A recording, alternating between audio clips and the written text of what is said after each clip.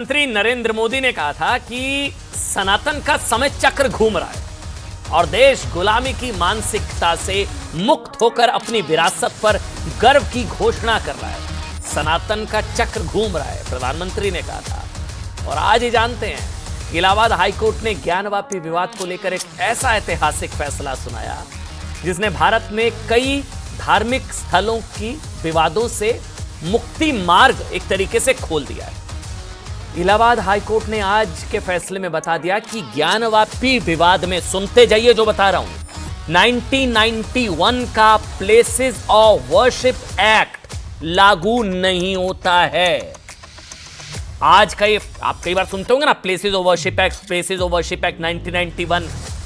आज का ये फैसला भारत में उन सभी धार्मिक जगहों के लिए बड़ा उदाहरण बन सकता है जहां पर सनातन सत्य को 1991 वर्शिप एक्ट के नीचे दबाकर रखा गया कि धार्मिक स्वरूप नहीं बदला जा सकता। 1991 प्लेसेस ऑफ वर्शिप एक्ट ये कहता है। आज क्या हुआ सुनिए। आज इलाहाबाद हाईकोर्ट ने ज्ञानवापी विवाद में मुस्लिम पक्ष को बड़ा झटका देते हुए 5 याचिकाएं खारिज कर दी। इन 5 याचिकाओं में से 3 याचिकाएं ज्ञानवापी में एएसआई के सर्वे के खिलाफ थी। 2 याचिकाएं ज्ञानवापी विवाद में सिविल केस के खिलाफ थी। 5 याचिकाएं खारिज। हाईकोर्ट के फैसले की सबसे बड़ी बात यह है कि कोर्ट ने कहा, सुनिए क्या कहा कोर्ट ने, ज्ञानवापी केस में प्लेसेस ऑफ वर्शिप एक्ट लागू नहीं होगा। कोर्ट ने कहा कि 1991 के प्लेसेस ऑफ वर्शिप एक्ट में विवादित स्थलों के धार्मिक चरित्र को परिभाषित नहीं किया गया है। यह संभवतः आज की सबसे बड़ी खबर और यह ऐतिहासिक फैसला असद ओवैसी से लेकर जितने सेकुलर सूरमा हैं सबकी तरफ से कहा जाता था कि 1991 प्लेसेस ऑफ वर्शिप एक्ट है, भाई सर्वे क्यों हो रहा है, धार्मिक स्वरूप नहीं बदला जा सकता, वो शाही ईदगाह मस्जिद है, ज्ञानवापी वो है, नहीं बदला जा सकता 1991 प्लेसेस ऑफ वर्शिप एक्ट। अब कोर्ट ने कह दिया किसी स्थान का धार्मिक चरित्र क्या है यह सिर्फ अदालत तय कर सकती है, कोट एंड कोट। हाईकोर्ट ने कहा ये इलाहाबाद हाईकोर्ट का ये फैसला धार्मिक स्थानों को, देवालयों को, देव स्थानों को विवादों से मुक्ति दिलाने वाला ऐतिहासिक फैसला है।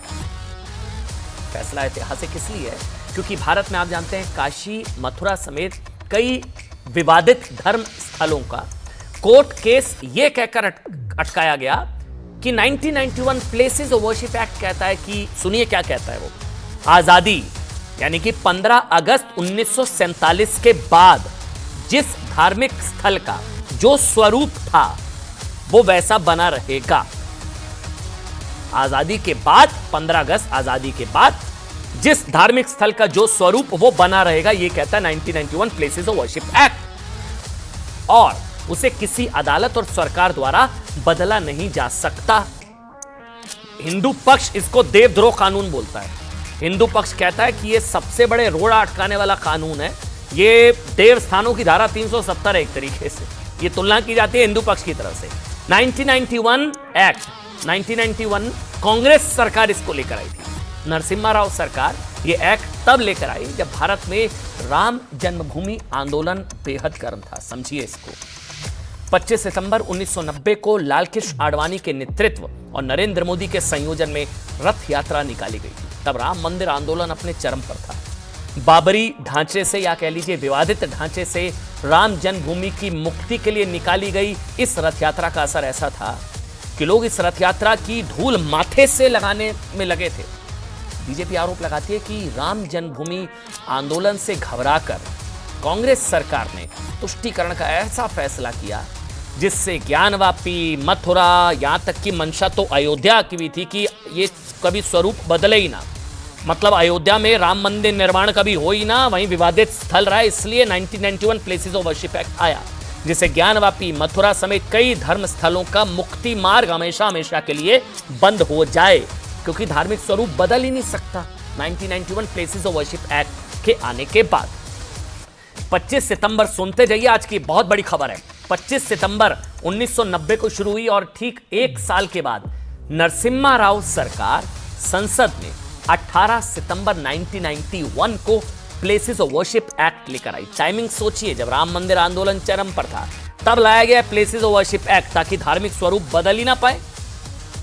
इस एक्ट के तहत यह कानून बनाया गया कि 15 अगस्त 1947 के बाद जो धार्मिक स्थल जिस स्वरूप में थे वो उसी में रहेंगे। कोई मंदिर है तो मंदिर ही, जो मस्जिद है वो मस्जिद ही, चाहे वो मस्जिद मंदिर को तोड़कर बनाई गई हो, लेकिन जो मस्जिद है वो मस्जिद ही, जो मंदिर है वो मंदिर ही। धार्मिक स्वरूप नहीं बदलेगा, उसके स्वरूप में कोई बदलाव नहीं हो सकेगा। 1991 प्लेसेस ऑफ वर्शिप एक्ट, समझ गए आप? राम जन्मभूमि आंदोलन को मिल रहे अपार समर्थन को देखते हुए अयोध्या विवाद वर्शिप एक्ट से बाहर रखा गया। यह भी अच्छी बात थी कि अयोध्या को इससे बाहर रखा गया कि ये places of worship act Ayodhya पर लागू नहीं होगा। लड़ाई बहुत पुरानी है, हिंदू पक्ष कहता है लड़ाई तो काशी की भी बहुत पुरानी है, मथुरा की भी बहुत पुरानी है। अब तो हाईकोर्ट ने भी कह दिया कि इस केस में नहीं लागू होता है। अयोध्या विवाद को प्लेसेस ऑफ वर्शिप एक्ट से बाहर रखने की वजह बताई गई कि यह विवाद 1947 से पहले से कोर्ट में है।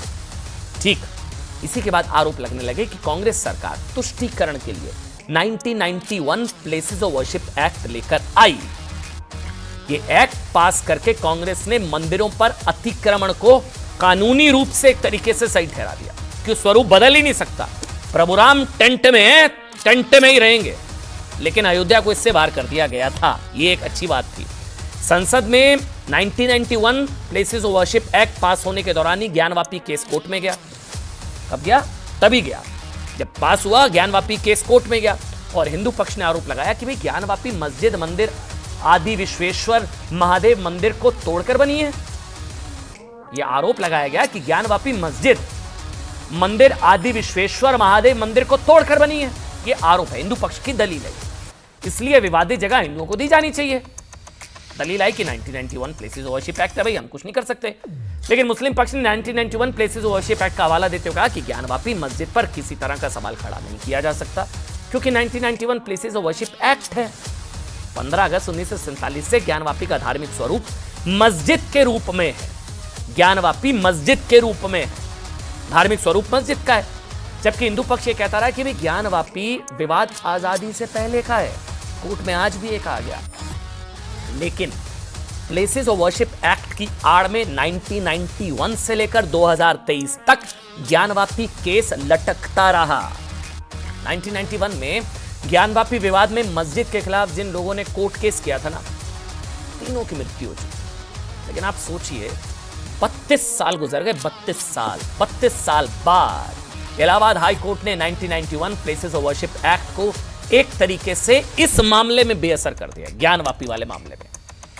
इलाहाबाद हाई कोर्ट ने ज्ञानवापी मस्जिद के खिलाफ 1991 के ट्रायल को मंजूरी दे दी है। सुनते जाइए, आज की बड़ी खबर है ये।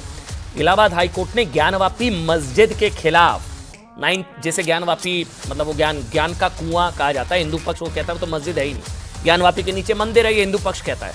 लेकिन ज्ञानवापी मस्जिद के खिलाफ 1991 के ट्रायल को मंजूरी दे दी है। कोर्ट ने कहा दूसरा कि विवादित स्थल का धार्मिक चरित्र क्या है। ठीक है, स्वरूप नहीं बदलेगा, लेकिन स्वरूप है क्या ये तो पता लगे। ये साक्ष्यों के आधार पर अदालतें तय कर सकती हैं। स्वरूप नहीं बदलेगा, ठीक बात है, लेकिन स्वरूप पता तो लगे कि ज्ञानवापी मंदिर है या मस्जिद है। हाईकोर्ट ने कहा कि एएसआई अपनी सर्वे रिपोर्ट कोर्ट में दाखिल करे। अगर लगता है कि किसी और जगह के एएसआई सर्वे होना चाहिए तो कोर्ट आदेश दे सकता है। इस आदेश का मतलब यह है कि अगर हिंदू पक्ष वुजू खाने के एएसआई सर्वेक्षण की मांग करे, सुनते जाइए, आज की बहुत बड़ी खबर है, अगर हिंदू पक्ष वुजू खाने के एएसआई सर्वेक्षण की मांग करे तो कोर्ट उस पर भी विचार कर सकता है। चौथी बड़ी बात, सबसे अहम बात यह कि हाईकोर्ट ने वाराणसी अदालत को 6 महीने में ट्रायल पूरा करने का आदेश दे दिया है। 6 महीने में।